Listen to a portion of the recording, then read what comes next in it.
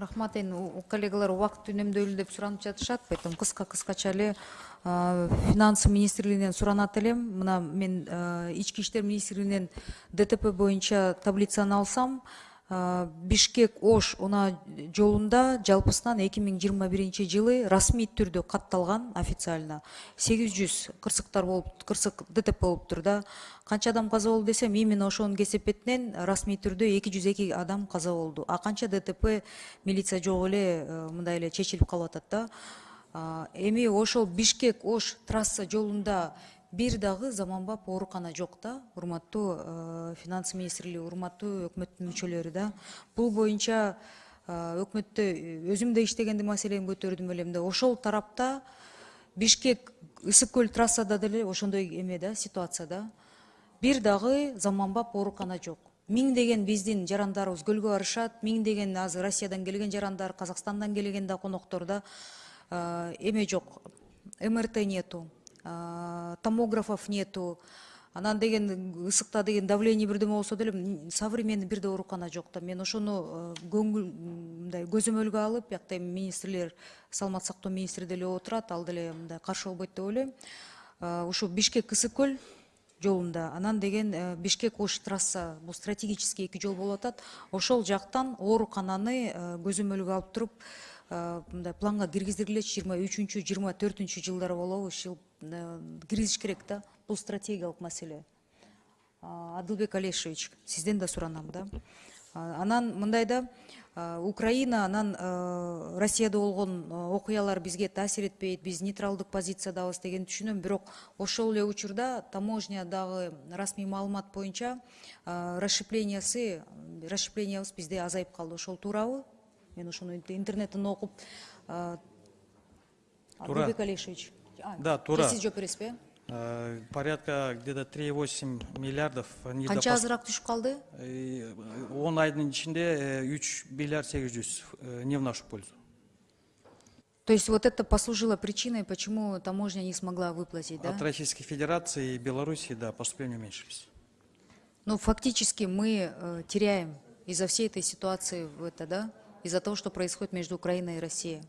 Урматтуу министр, туурабы? Биз ошону расмий түрдө да айтыш керекпиз да. Рахмат. Андан тышкары, скажите, пожалуйста, внешние заимствованиялар боюнча пик выплат канчанчы жылы келет? 22, 23, 24, 25. Ушул 4 цифраны эске алганда, эми 22 азыр бүтүп атат. 23, 24, 25 жылдары кандай болот? Надо заметить, что мындайда сырткы төлөмдөрү, ошо мамлекет төлөмдөр, он плавающий. Плавающий. Это зависит от освоения, от соответствия графика выплаты. Бизде пик деп койдук, действительно, мына жыл сайын, эмки жылы болсо, биз уже 45 миллиардтан ашык төлөй турган төлөмдөрүбүз бар, 48 миллиард деген, ошо менен где-то 30 жылга чейин, вот это будет пик. Ушул ар бир жылы көбөйөбү? Же эң чоң 30 жылга көтөрүлүп туруп ошол жерге барат да? Ошондо 23 жылы биз канча төлөйбүз по сравнению с 22 жыл менен? 23 жылы 49 миллиард, да, там у нас, Руслан? Обслуживание. Мен рұқсат берсеңіз, доллармен айтып кетсем, 23 жылы 365,5 болса, бұл тышқы қарызда, миллион доллар. 2024 жылы 399,1. Анан пик выплат ең чоң 25 жылға келіп атат. Ошо мен ошон үчүн сурап атам да. Анан 29 жылга чейин, анан 30 жылдан баштап, анан кескин түрдө ылдый чыгат. 25 жыл канча төгөт экенбиз? 25 жылы 446. Канча? 446,2. Почти жарым миллиард төгөт экенбиз да. Биз ошого кандай даярданып жатабыз да, урматтуу жетекчилик? Биз кантип кайсы жерден кыскартып жатабыз, салыктарды мына көбөйтөм деп ошол бир ниет болуп атат, элдер көбүрөөк төлөсүн деп. Аны түшүнөм да.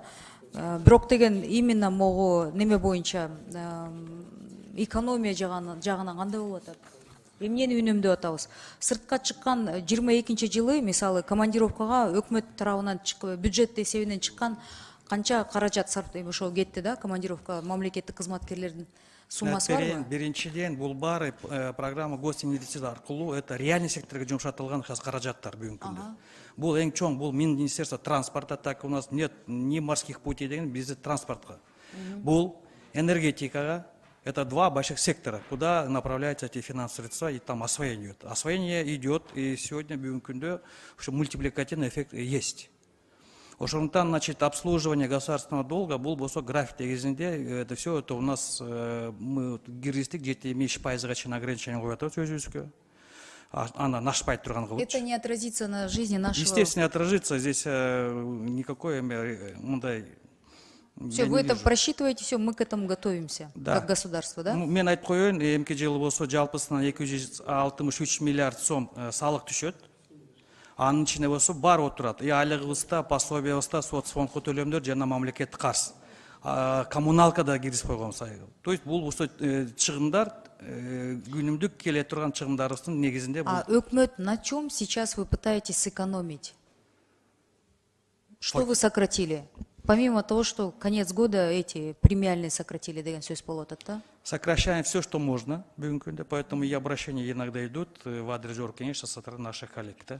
Ну вот, вы сократили премиальные госслужбада иштеген кызматкерлердикин Не только квартал, премиальные. 4 квартал төлөбөйсүз. Дагы мен кыскарттыңыздар. Не только премиально, там фактически по всем статьям мы сокращаем. На бумаге тоже экономите? И на бумаге тоже. То есть мы полностью на бумаге экономим, на премиальных экономим, да? Еще на чем? Транспортный расход сократили, командировки сократили. Все статьи, я вам еще раз говорю, все статьи А вы подлежат перечислите, ну, чтобы мы оптимизации. здесь, депутаты, тоже знали, Я могу да? вам предоставить, какие В статьи мы письменном виде, да? сократили, Ага, ну, ошону берип койсоңуздар. Анан жанакы менин коллегам айткан, эми бизге деле кайрылып атат. Мектептердеги окуган мугалимдер Бишкектеги, да, все-таки биякта Жанбек мырза отурат, Дасан Далбаевич көтөрдү.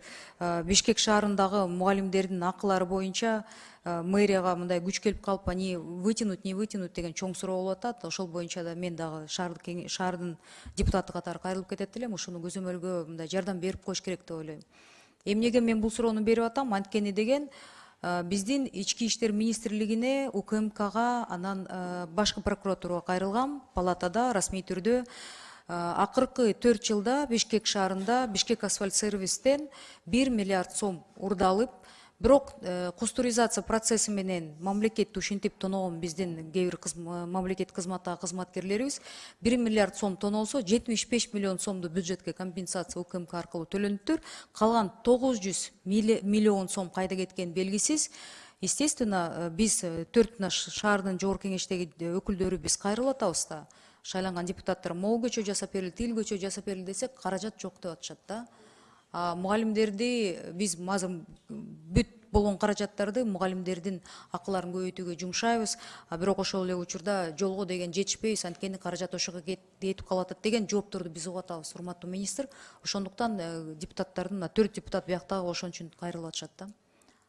Муну же ички биздин укук коргоо органдарыбыз жакшыраак иштебей атабы, же УКМК толук маалымат жок беле убагында деген ушундай маселе чыккандан биз да ойлонуп атабыз да. Анда деген министрликтер, финанс министрлиги жардам берсин шаарга, шаар болсо жолдорду курганга каражаттарды кайдан издейбиз деген мындай шылтоо катары болбосун да кийинчи. Рахмат. Менден ушул эле суроолор, кайдан калган суроолорду палаттан беребиз. Рахмат. Кийинки сөз депутат Алтынбеков Айбек Алтынбековичке берилет.